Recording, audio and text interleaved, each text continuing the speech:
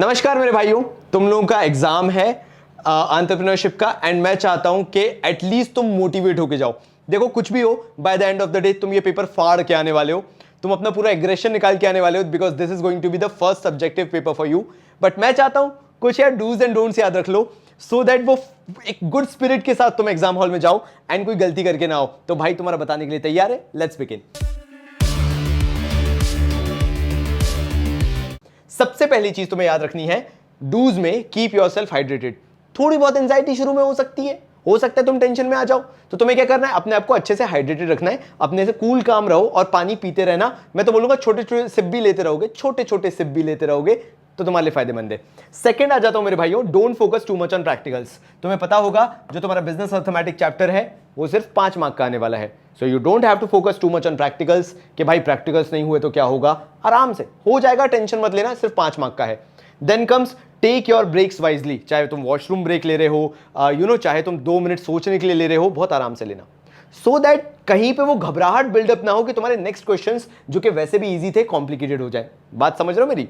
Last में last 2 points कहते हैं don't spend much time on a single question. क्या होता है कई बार हम ओवर थिंकिंग में चले जाते हैं, यार ये मेरा बेस्ट क्वेश्चन था एंड मेरे को इसका बेस्ट आंसर लिखना है। Don't find the best answer, उस समय जैसे थॉट्स आ रहे हैं तुरंत करो, खत्म करो। तुम्हारे साथ ये नहीं होना चाहिए कि तुम फंसे रह जाओ।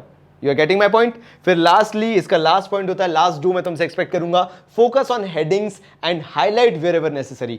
हेडिंग्स का यूज करना तुम्हारे थ्योरेटिकल आंसर्स में बहुत मैटर करेगा। तुमने मेरा एंटरप्रेन्योरशिप का मैं मीम बनूंगा सीरीज देख लिया था, so those headings will matter you a lot, as well as जहां तुम्हें लगता है कि तुम्हारे कुछ ऐसे टर्म्स हैं जो तुम्हें हाईलाइट करना चाहिए, पेंसिल उठाओ और ऐसे हाईलाइट करना चालू कर देना उसको। ये तुम्हारे लिए बहुत हेल्प करेगा, जो तुम्हारे डूज में तुम्हें काम आएगा। एंड फाइनली कुछ डोंट्स हैं, क्विकली एक बार बोल देता हूं। पहला, do not focus too much on handwriting. जरूरी नहीं है तुम्हारे आंसर्स कंप्लीट करना जरूरी है, तुम्हारा पेपर कंप्लीट करना जरूरी है। हैंडराइटिंग अच्छी ना भी हो भाई चल जाएगा, बस कचड़ा मत मचाना ऐसे काट काट के बार बार, ठीक है? एक सिंगल काट देना लाइन से चल जाएगा। हैंडराइटिंग पे फोकस मत करना, बस काटा पीटी कम करना, दोनों बहुत डिफरेंट चीजें।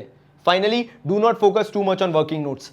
मैंने बोला ना अर्थमेटिक चैप्टर तुम्हारा 5 मार्क का है, ज्यादा वर्किंग दिखाने की जरूरत नहीं है, कोई एक्स्ट्रा मार्क्स नहीं होते। अगर तुम रफ वर्किंग भी दिखाते हो मार्क्स मिल जाएंगे, परेशान मत होना, फालतू के रूमर्स पे ध्यान मत देना, तुम्हें चीजें मैं एक्सपीरियंस से बता रहा हूं। Then don't write extra in any question. तुम्हें लगता है कि तुम्हें बहुत ज्यादा आता है और तुम क्या करोगे, एक्स्ट्रा लिखना चालू कर दोगे? नहीं, बिल्कुल भी नहीं, गंदी बात नहीं। एक्स्ट्रा नहीं लिखना है, जितना चाहिए प्रिसाइजली वर्ड लिमिट के हिसाब से जितने पॉइंटर्स चाहिए उतना लिखो, बात खत्म।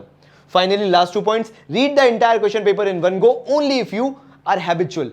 अगर तुम्हें लगता है कि तुम्हारी हैबिट है तो ही पूरा क्वेश्चन पेपर रीड करना। ऐसा नहीं कि मेरे दोस्त ने बोला है पहले क्वेश्चन पेपर रीड करना जरूरी है, ऐसा मत करना मेरे भाई, दिल से दुख होगा कि तुमने अपना पेपर बिगाड़ दिया। And finally, don't read the entire case studies. Case studies में बहुत सारे हाईलाइटेड पॉइंट्स होते हैं जिनसे तुम केस स्टडी को पकड़ सकते हो कि वो केस स्टडी पूछना क्या चाहती है। वो हाईलाइटेड कीवर्ड्स अगर तुमने पकड़ लिए तुम्हारी केस स्टडी वहीं सॉल्व हो जाएगी। लेकिन अगर तुम शुरू से आखिर तक पढ़ने बैठ गए केस स्टडी में कंफ्यूज हो सकते हो। एंड लास्टली मैं ये बोलूंगा, केस स्टडी का एंड जरूर पकड़ना, सबसे पहले उसको पढ़ना, तुम्हें केस स्टडी सॉल्व हो जाएगी, तुम्हारी केस स्टडी सॉल्व हो जाएगी। तो मेरे भाइयों, ऑल द बेस्ट, फोड़ के आना एंटरप्रेन्योरशिप में और बताना कि भाई पेपर कैसा गया। मैं मीम बनूंगा सीरीज से कितना क्या पढ़ा। तब तक के लिए बहुत सारा प्यार और धन्यवाद।